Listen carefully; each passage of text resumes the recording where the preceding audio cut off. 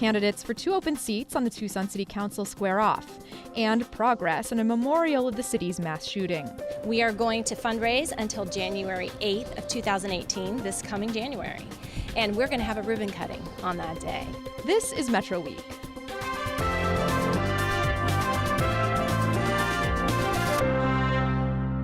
Hi, I'm Vanessa Barchfield. Welcome to the show.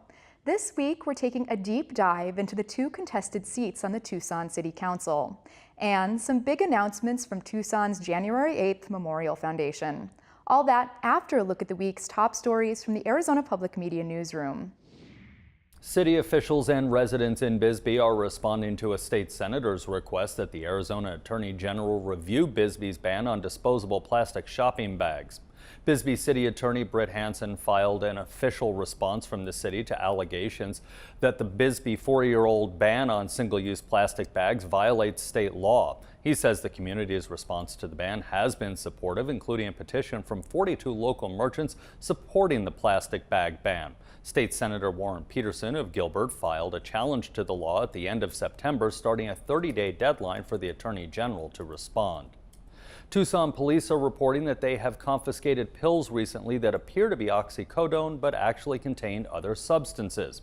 TPD says the pills are passed off as real pharmaceuticals or referred to by the street name Mexican Oxy.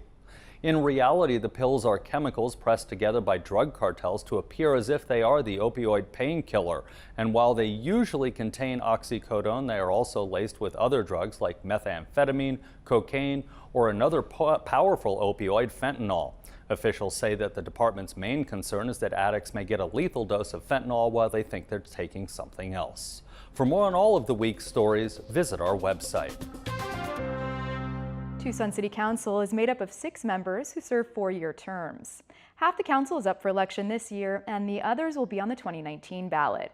One of the seats up for grabs this year is held by Democrat Richard Fimbres, who doesn't face a challenger, meaning there are just 2 contested races in this election, in Ward 3 and Ward 6.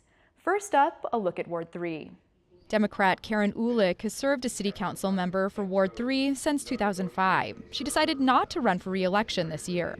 The race to succeed her is between Paul Durham and Gary Watson, both running for political office for the first time. Democrat Paul Durham calls himself a solar energy advocate and wants to improve the quality of life in Tucson. He's a retired business lawyer and has an MBA in finance. He founded the Tucson Community Supported Agriculture Program. Gary Watson, an independent, is a firefighter, JTED instructor, and former union president. He says if elected to city council, he'll be an advocate and voice for all citizens of Tucson. Ward 3 encompasses a large part of northern Midtown and over to the west side. Even if you don't live there, though, you may want to pay attention. All voters registered in Tucson can weigh in on the city council races, not just residents of the ward. Candidates Durham and Watson came into our studios recently, and I started our conversation by asking them what they think the most urgent issue facing the city is. Tucson has a lot of issues. We faced a real revenue shortfall after the 2008 recession. We've got a lot of issues.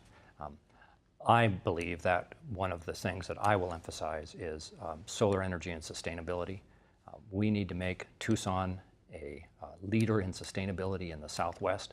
We can do that with a plan to operate Tucson city government on 100% solar energy by 2025. I can expand on that later. All right, and would you answer the same question? What's the most pressing issue for Tucson today? For me right now, the most pressing issue is to go back through the budget and to become more fiscally sustainable in Tucson. We did just come out of a recession, and part of that was we made a lot of cuts to city services, particularly public safety, that we need to get back, reprioritize that budget, and start bringing those services back to people, primarily to lower our crime rate and our poverty rates. You mentioned 100% sustainable energy by 2025. How will you pay for it, and why is that such a high priority for you? The thing is, climate change is serious. It's our obligation to future generations to mitigate climate change, to reduce it as much as we can. And it is not costly to invest in solar energy and sustainability. We can do efficiency improvements in city buildings. They are financed by the energy savings that result. We can put a large solar farm in Avra Valley. It's financed by a power purchase agreement, a long-term commitment by the city to buy the power from that farm. we start saving money immediately. There's not a significant upfront cost. All right. Mr. Watson, do you have a stance on renewable energy? Actually, renewable energy, obviously, it's very important to all of us, especially living in the desert. Water is one of our greatest resources that we have to be careful with. But when you look at everything with Tucson, we always get high marks in sustainability. There's at least 5 studies out right now that rank Tucson as one of the worst cities to live in. But it's the one thing we rank highest in is sustainable energy. It's crime rate and poverty rate and education that are the things that always bring Tucson down. And on your website, you say that Tucson needs to take a more regional approach to solving its challenges. How would you go about working more closely with some of the other city governments in Pima County? Well, we all have the same interests at heart. Tucson's always going to be the cultural hub of Southern Arizona. When people talk about coming to Southern Arizona, they always say they're coming to Tucson. The city lines shouldn't make a difference in where we work together to bring businesses in. Mariano has nothing but room to expand. Oro Valley has some beautiful area to bring in some businesses as well. We have the tech park in Tucson. We should all be working together to improve our regional transportation, our airport, and that'll help bring larger businesses into Tucson, but it's going to take a regional approach. And Mr. Durham, do you have a plan to work more closely with some of the other regional governments in the city, in the area? I have stressed repeatedly in the campaign that we need to improve our relationship with the Pima County.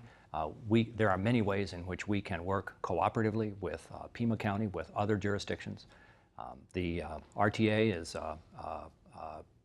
Pima Association of Governments, and the RTA within it is another opportunity. We're a region. We should function as one. Now, you both have placed an emphasis on job creation. Mr. Watson, you say we shouldn't just focus on high-paying jobs. Can you talk a little bit about that? Well, the blue-collar jobs are part of the small business economy, and we're talking about electricians and plumbers and carpenters and truck drivers. The backbone of our economy, 80% of our people work in small business. We don't have a good job training program in Tucson right now. We need to do a better job of it. We have 3,000 high school graduates a year. 60% will go to college and only 40% of them will graduate. They need to come back and do something. It's not the college graduates, it's that skilled labor. They're the ones that are going to rebuild our infrastructure. They're the ones that were born and raised here. They want to come back and live here and raise their family. We need to find work for them. And you're calling on keeping local talent here in Tucson, really creating jobs that allow people to stay here rather than leave. How would you go about doing that? Better job and technical training, stronger partnership between the city and the PCC, JTED, the school districts, other schools within Tucson. Arizona is doing a lousy job of supporting education. I think Tucson needs to make a statement that it stands strongly behind both education and job and technical training. Tucson's been attracting a lot of businesses by offering them tax breaks. Do you think those tax breaks should be carried forward? Those need to be decided on a case-by-case basis. We only offer a tax break if it's in the long-term interest of Tucson. I like to cite the example of Caterpillar. We offered many incentives to get Caterpillar here, but now companies that do business with Caterpillar are looking at opening offices here. We're not going to have to offer any incentives for those jobs because the incentive is Caterpillar and they're already here. And what is your stance on tax breaks? I would rather see that go to our local small businesses. They're the ones that brought us through the recession. They're the backbone of our economy. Caterpillar, there are some stipulations in there that if they leave, we don't get to recoup all of our money.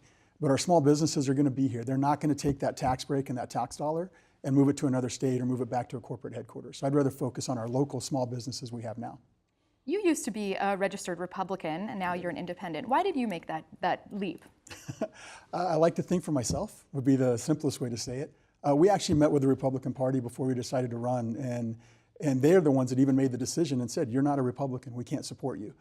I don't believe that either party has the answer. Both parties are responsible for the problems we're in now, that we need people that can think for themselves, that don't get bullied by a party to have to vote down a party line, that can look at a candidate, see who has the best options, the best solutions, because we're going to find them everywhere. We're not going to find them in either the Democratic side or the Republican side. They're all somewhere in the middle. And do you feel like you can work closely with people from another party? Oh, yeah. Gary says we need change for the city council. He's really a Republican. He changed his registration on the same day he filed to run for city council.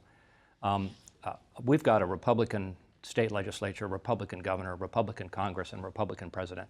The change we need is not to elect more Republicans. I've got a better idea for change. My plan to operate Tucson city government on 100% solar energy by 2025, that's the kind of change Tucson needs. And in just 30 seconds, if you could make your pitch, why should Tucsonans vote for you? I will be a full-time council member. Gary cannot make that promise.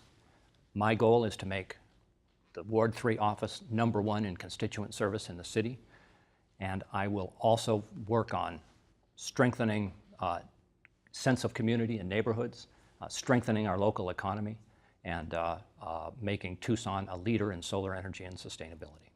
All right, and Mr. Watson, make your case. Well, I'd like to respond to what he said, that he likes to try to say I'm a Republican like it's a dirty word, like he's calling me a name or something. He's yet to say what does that mean. Tucson's problems started before Donald Trump became president. Most of them started before Barack Obama became president. We've had the same leadership. Electing Paul is bringing another one of the same thing. If you look at all of his endorsements, it's the same elected Democrats that have put us where we are now. I've been endorsed by Tucson Association of Realtors, Tucson Metro Chamber of Commerce, Pima Area Labor Federation, Tucson firefighters, Tucson police officers. These are 5 groups that sat down with the 2 of us and actually took the time to meet us, and they all endorsed me. The only ones that have endorsed Paul are ones that care about just the Democratic Party, have never even met me. They won't even take the time to sit down and talk to me. So the change is me. He's more of the same. Moving on to Ward 6, which encompasses most of Midtown, the University, and downtown. Again, all Tucson voters get to cast ballots in this race. Ward 6 is a 3-way race between incumbent Steve Kozachik, Mariano Rodriguez, and Mike Cease. Steve Kozachik was elected as a Republican to the city council in 2009. He broke with that party in 2013 and is running for re-election as a Democrat. He says if he wins, he'll continue to defend Tucson, its values, and the progress that's been made. Kozachik is also Associate Director of Athletics at the University of Arizona. Mariano Rodriguez, a Republican, says he can bring much-needed perspective to the city council and that he represents traditional values. Rodriguez is an architect who immigrated to the U.S. when he was 9. This is his first time running for office. Mike Cease is the chairman of the Pima County Green Party. He says he's running for social justice, solar energy, and environmental issues. This is his first time running for city council, but he ran for Pima County Recorder last year. Again, we started our conversation by talking about the most urgent issue facing the city of Tucson. Sure. The main issue, I'd say 2, actually. The main issue that we have primarily is the budget. And when I started this in 2009, we faced a $44 million budget deficit coming right out of the recession. We are now structurally balanced from an operational standpoint, and so we have to maintain that. One of the ways that we got there, quite frankly, and Mariano likes to say that I've been a cheerleader for the city the whole time. That just shows how uninformed the guy is, because quite frankly, if anybody in the city bureaucracy would be asked that question, they'd say that Kozachik is a guy who asks the questions, he reads the contracts, he goes through the development agreements. It's by having done that and maintained some sort of fiscal level of sanity that we've gotten out of that recession. Now we're at a structurally balanced position. That's number 1. Number 2 is that we live in a desert. Water security is a huge issue in this state, in this region, and in this city. We are a leader statewide. We're a leader nationally in terms of the way that we manage our water resource. To continue that is a huge deal for me, for the city, for the region. We're working with the state. We're working with the lower basin states to come up with a drought contingency plan to make sure that when Lake Mead gets to a shortage declaration, that we're protected at some level. So budget and water security are the 2 most important issues that we have to deal with the city of Tucson right now. All right, Mr. Cease? The 2 most important issues are we have a crisis of economic inequality, income inequality, and we also have a crisis of what's known as climate crisis. Our campaign is bringing a Green New Deal to Tucson. We're going to create jobs, local fair wage jobs, to retrofit thousands of homes and businesses with energy conservation, water harvesting, and solar. We're also going to be, we believe in workers' rights, so we're going to pass a strong $15 an hour minimum wage citywide now. It's been done in other cities, Flagstaff, Arizona, Kansas City, Missouri, Seattle, Washington. We can do this. We also, we believe in immigrant rights. We're going to pass a strong sanctuary cities ordinance, not just a friendly sounding resolution that doesn't have substance behind it. We're also going to, we believe in Native American rights, so we're going to divest in holdings that the City of Tucson has in Wells Fargo Bank. And for those of you that don't know, they're a strong supporter of the Dakota Access Pipeline. So yes, it's in North Dakota, but it affects us right here in Tucson. Furthermore, one more thing I'd like to add is we believe in stopping environmental racism, and we're going to bring justice to the generational victims of the TCE and 1,4-dioxane contamination issue on the south side. And Mr. Rodriguez, if you would identify the most critical issue facing Tucson right now. I think the most critical issue right now is our jobs. We have a very high poverty level right now in this town, and I believe that is probably one of the biggest concerns. That's what I've been hearing from people in knocking on doors and getting signatures, people that I have been meeting. That's one of their main concerns. Their second concern is security.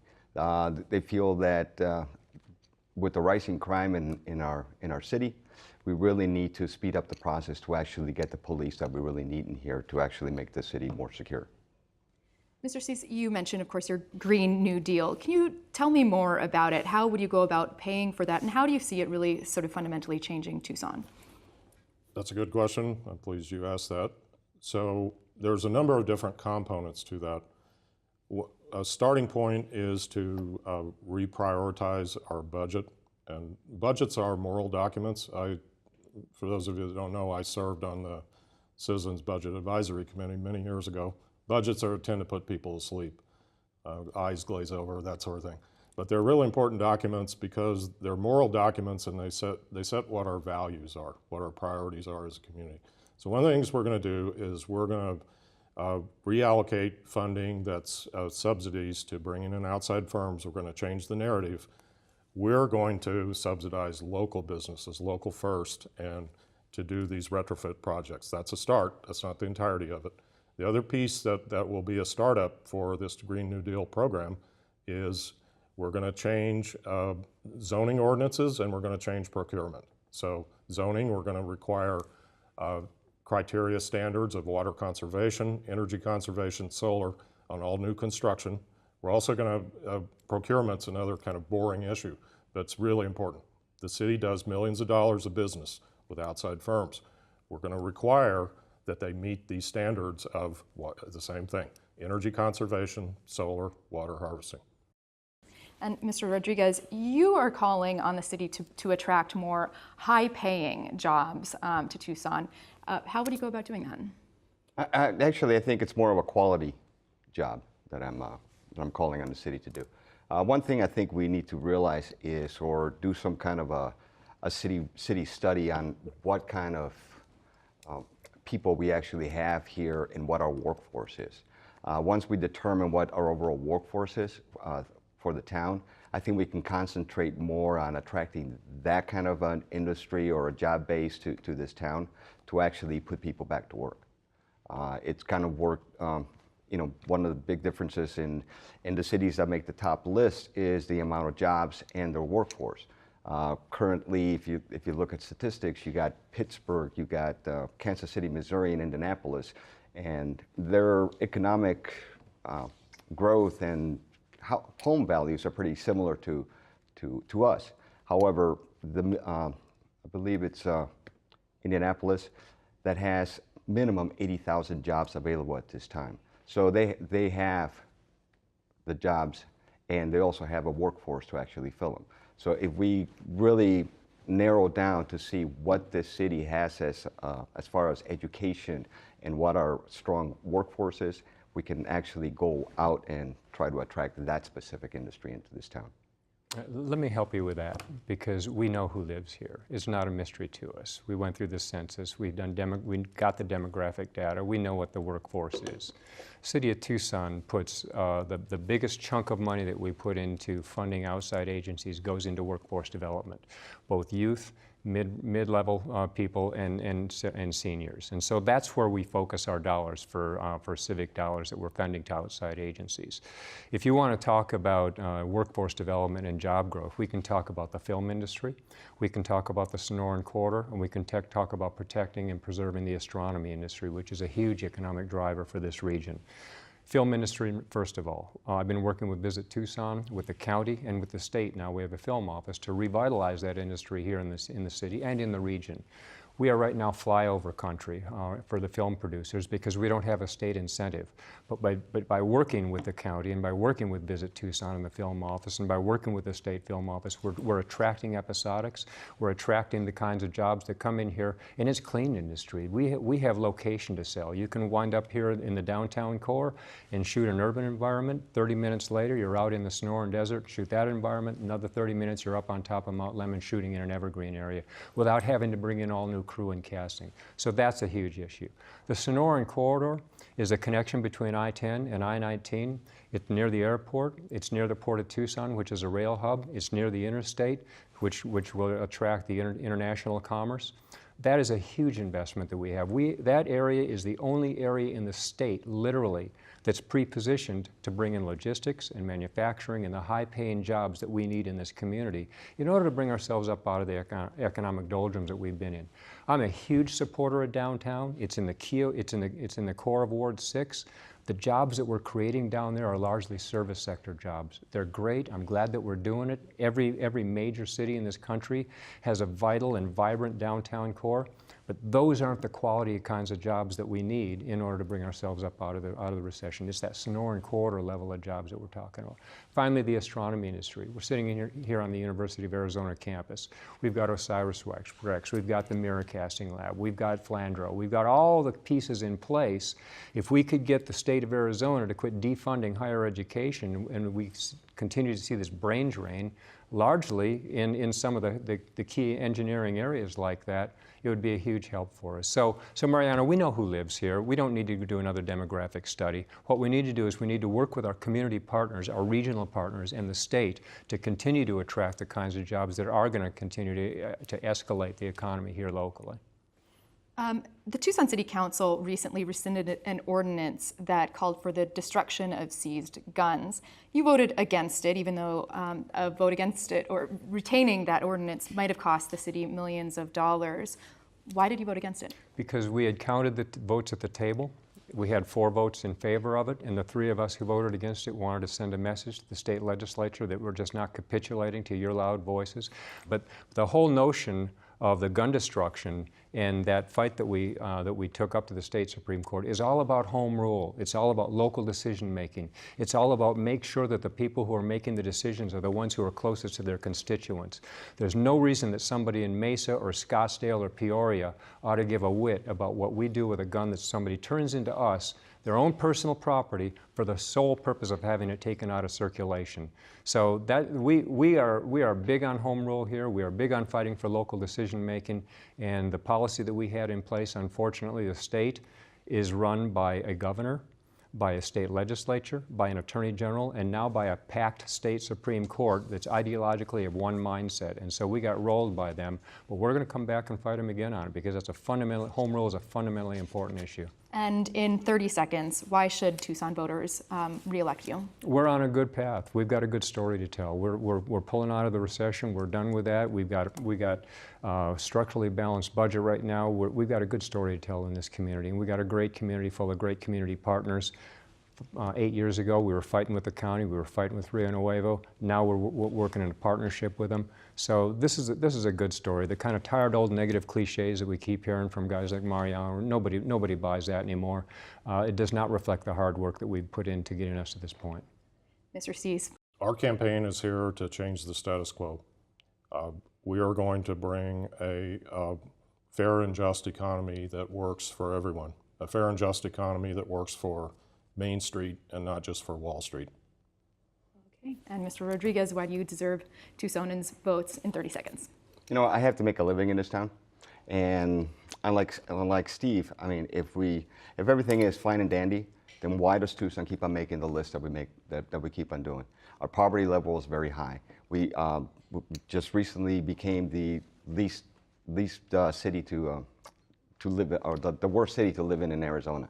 If we actually take care of our core services and make this city better, I think we can attract businesses to this city that everybody can prosper a lot better. Mail-in ballots went out this week, and Election Day is November 7th. The foundation that's raising money to build a memorial of the January 8th, 2011 shootings in Tucson announced this week that it's making one final push to reach its fundraising goal. What a beautiful day today. Thank you for being here, and look at all the support we have around the room. This is phenomenal. Crystal Kasnoff is the executive director of Tucson's January 8th Memorial Foundation. We announced today that we are going to fundraise until January 8th of 2018, this coming January. And we're going to have a ribbon cutting on that day. And we have companies and individuals who've come together and challenged the community with a $1 million match grant. That grant will be used, so any contribution from $1, $10, $1,000, $1 million will be matched dollar per dollar up to the $1 million, and that will get us to our fundraising completion goal. As of this week, the foundation had raised $3 million towards its goal of about $4.5 million. Kasnoff says she's certain that the remaining money will come in by the next anniversary, and that'll mean there'll be a groundbreaking here at the site of the future memorial. So this is where the memorial is going to be, and it's going to be right in front of the old Pima County Courthouse. The physical space is designed to provide a number of opportunities for people who want to come to the memorial. That's former Congressman Ron Barber, one of the 12 people who was shot and survived that day. He's also president of the foundation's board. First of all, the way it's constructed, you go into the memorial and you actually descend, and the walls of the memorial are above you. So when you're in that space, it's almost a meditative opportunity for people to reflect on what happened. And then as you look at the symbols that are embedded in the walls that represent all of the people who were killed and who survived, as well as some of the heritage of our community, such as the Tohono O'odham Nation, you will see these beautiful steel panels that have been carved out with these symbols. That's a reminder of who these people were, not just that they were this name or that name, but they had active lives. They did things that were part of their community. And then lastly, and maybe not lastly, but certainly additionally, we want this to be an educational opportunity for young people particularly, and for others. Because what was happening that morning was Congresswoman Giffords was meeting with her community, as she had done 20 times before. And her goal was accessibility. If you elect me and send me to Congress, I want to be accessible to you. I want to hear what you have to say. And that shooting disrupted that morning, but it certainly has not disrupted the belief that I have, and that many people have, that that's an essential part of democracy.